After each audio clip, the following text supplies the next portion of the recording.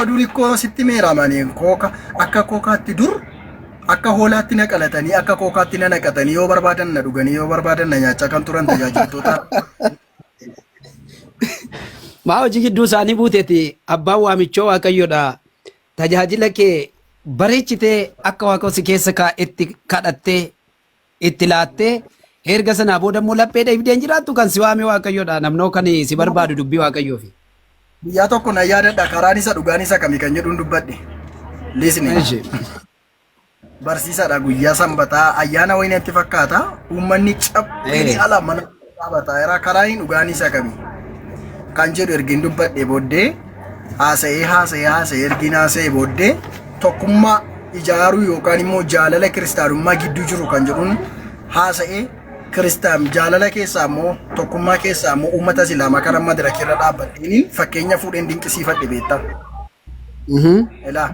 Fakkeenya isaanii fudhadheen uummata islaamaa yookaan amantii islaamummaan fakkeenya fudhadhe fakkeenya waa sadii waa afurmoo waa meeqan fudhadhe laata yeroo sana tokkoffaanii yeroo isaanii eeguudhaan salaata rabbii wajjiniin salaatu lammaffaan yeroo isaanii eeguudhaanii amanamummaadhaan wanta qaban masjiidaa fi yeessota bira dhaabbachuu amanamummaadhaan.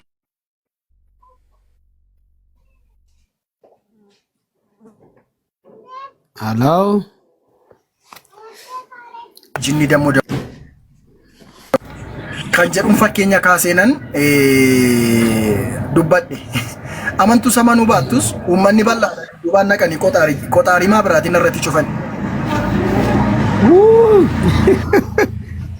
Wanti isaaree keessa sagaleedhaan ergaa koo bira geessifadhe jiraattu taanaan jaalala islaamummaarraa qulqullummaa islaamummaarraa tokkummaa islaamummaarraa waan kana hundumaa islaamummaarraa baradhaa jedheen achumaan balbalarra baheen mana kootti galee. Achitti waa'ee amantaa islaamummaa dubbattee moo? Ooyi.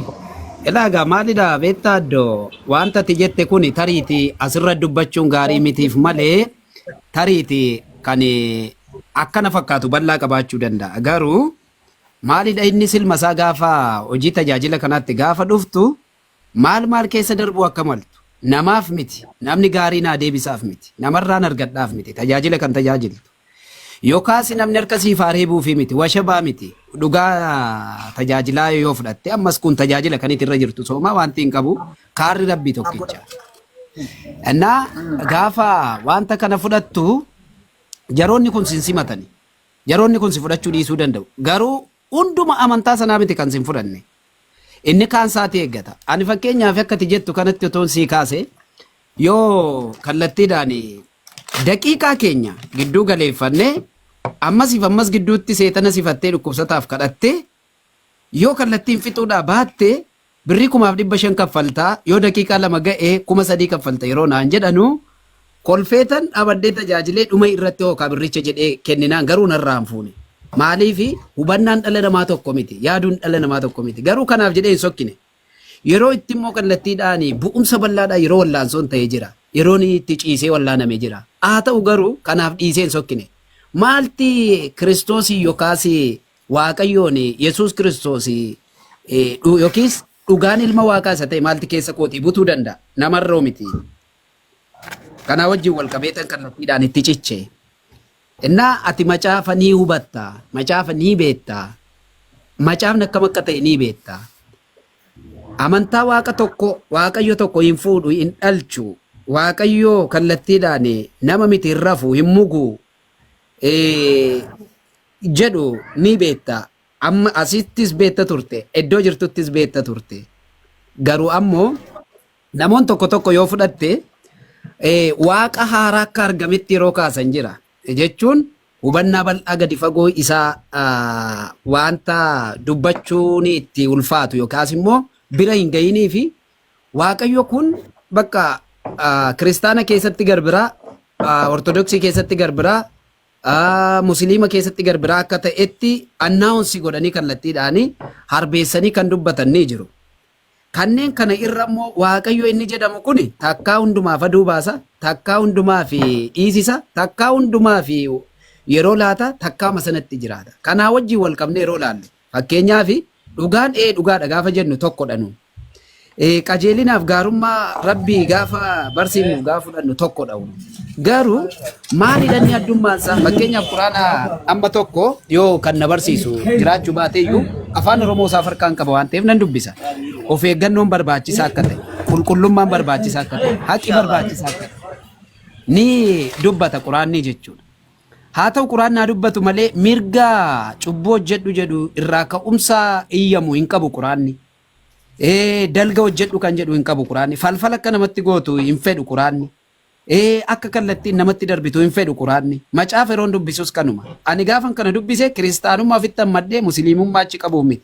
Musliima ofitti hammadhee immoo kiristaana achi qabuuf miti. Garuu dhugaa amantiin tokko qabu maalidha inni kan jedhu gattaa'ee dubbiseen wanneen kana arge. Kanaaf kaniin rabbii waaqayyo yeroo deebi'ee dhufu isa kanaaf gaannab yoo jedhame, isa kanaaf guyyaa qiyaamaa hodhame, isa kanaaf guyyaa firdii hodhame afaan arabaa fi kan warra ibirootaa gidduu galeeffatame otoo wal bira teenyuu wal arguu dadhabne. Garuu kan waaqayyo barbaadu maalidhaan wanta qajeelaaf wanta sirrii ta'e tokko akkati gootudha kan waaqayyo sirraa barbaadu. Kanaafidha kanani addisuu koo wajjin har'a guyyaa akkasii dabarsuu barbaade si jechuu barbaadeetani.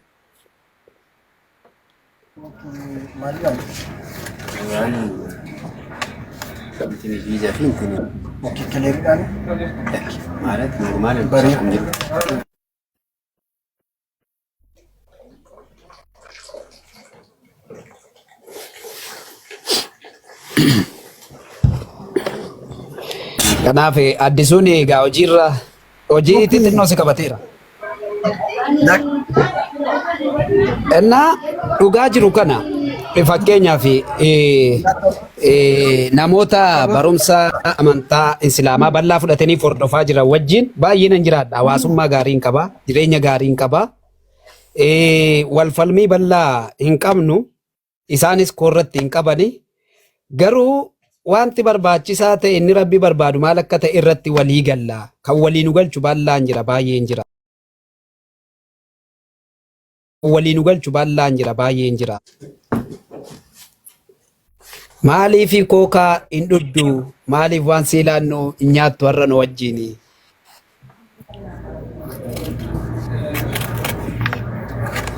Siin jechuu kooti. Dhiiga koo sana keessa konaaf deebistanii ennaan isin wajjin nyaadhe dhugaa. Maatti addisu? Addoo dhiifama keessummaan argadde ayyaanaaf wal qabate. Addoo dubbadhu. No, qalbeessaa wajjin naafas dhiifama sittan deebi'a keessummaan argadde. Hojjetaa wangeelaa yoo na dhageessan ta'e na dhageessuu laata moo hin fagaattanii deemtu?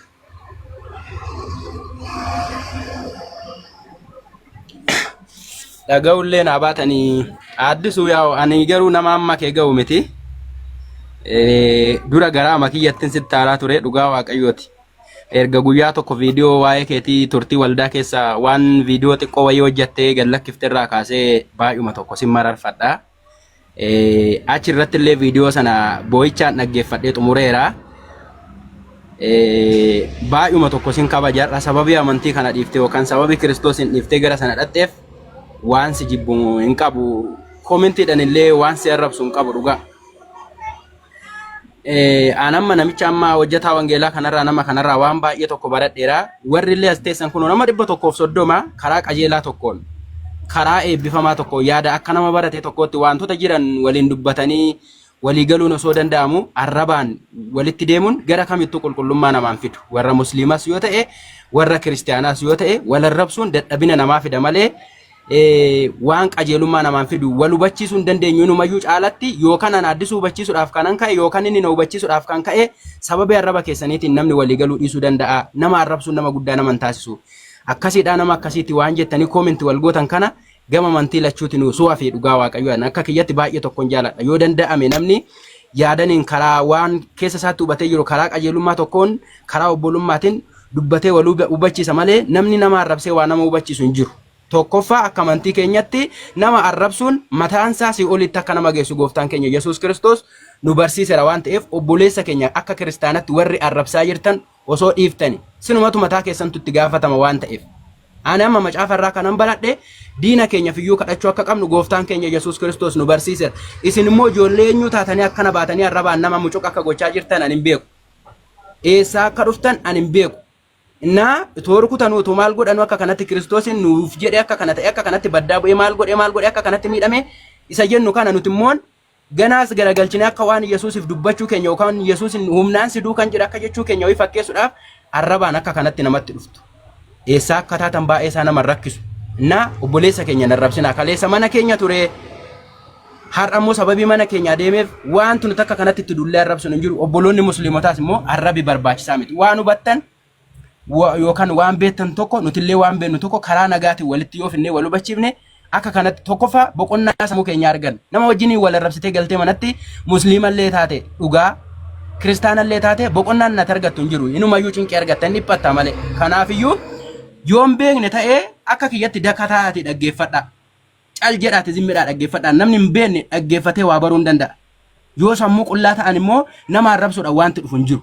Uumaa cubbuu ofitti dabaluudhaan nan gabaabsa. Kanaafiyyuu addisuu koo baay'een si jaaladha. Aarsaa tamma sana kaleessa waldaa kiristaanaa keessatti kan falaa turte viidiyoo sanarra arge baay'ee tokko baqa baay'ee tokko amma kana miidhamee jedhee hubadheera. Anamma si'in macaafa qulqulluu si hubachiisuudhaaf dhufuun kiyya ana akka waan dadhabaa ta'e tokkootitti natti dhaga'ama anaan. Maalidhaa fi waa'ee hafuura qulqulluu hin beekta waan hundumaa wanta ati wallaalte hin jiru sana duraa jireenya ofii keetii qabda turte beekta. Hojiin kun immoo hojii ayyaanaati malee hojii hafuuraati malee dhimma fooniitiin amma gommaa tokko gommaa makiinaa tokko gommaa guutuu dide tokko gommaa qilleensi hin tanqate tokko paampiidhaan itti guutanii makiinaa baatee akka deemu gochuun hin danda'amu. Dhala namaa garuu akka kana gochuun hin danda'amu. Humnaan ittiin guuttu namatti himta malee namatti niitu. Wangeela kana immoo ati addisuu baay'ee tokko hin beekta baqa hin beektu hin jedhamu. Ana caalaatti akka ati beektu sirriitti beekaan. Ana caalaatti akka ati beektu sirriitti beeka. Hammayyuu immoo hagam nagaa si kennee akka jiru yaadni afaan keetiin natti dubbattuu miti. Yaada isa keessa kee jirutu dhugaa hafuura qulqulluu dhugaa dhiiga Kiristoos si keessaa si waqqasaa akka jiru an nan beeka. Si'in garuu dhiitee kan si baase waldaadha. Si'in garuu dhiitee kan si baase waldaadha. Tuttuqaa namootaa gochaa namootaati. Gochaa namootaati dubbatteera waan ta'eef.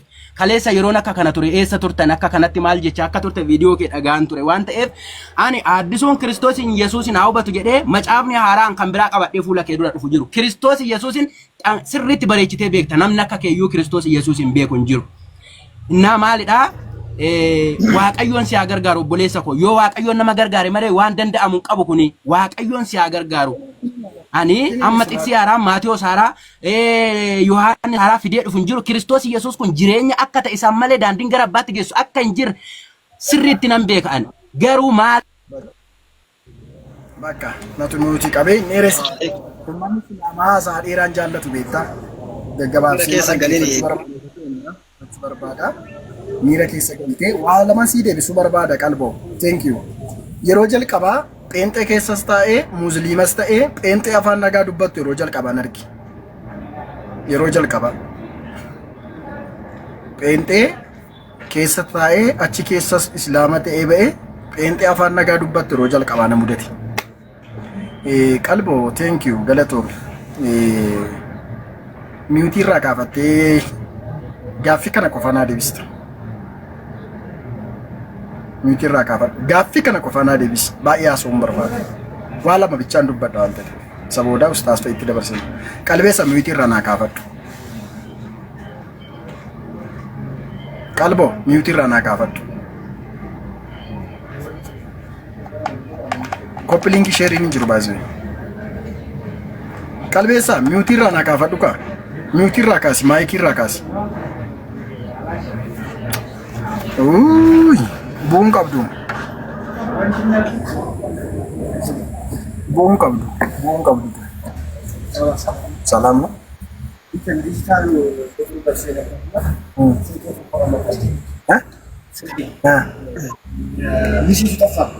Silkaalee? Siimuu maantee gaano? Siimuu maal? Amtoo. 500 namatti kaffalaa. ቁጥሩ ብቻ ሚሴጅ ብቻ ነው እንመለስ እንደ የፈለከው እንጂ ከዚያ አትወስድም። ከዛ በኋላ ኮፒውን ላወጣ ፈልጋለሁ። ኧረ ኮፒ አይደለም ኦሪጂናሉ ነው። እዚህ ኮፒ ይመጣል። ኮፒ የለም ኦሪጂናል ነው የምንሰራው። እሺ ቁጥሩ ብቻ ላወጣት 100 ብር Ilaa asirratti wanta dubbachuu barbaade qalbeessaan utoo naa deebi'e gaarii ture.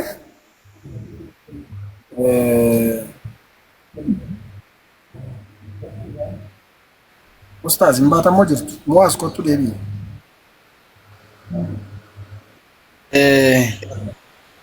السلام عليكم ورحمة الله وبركاته.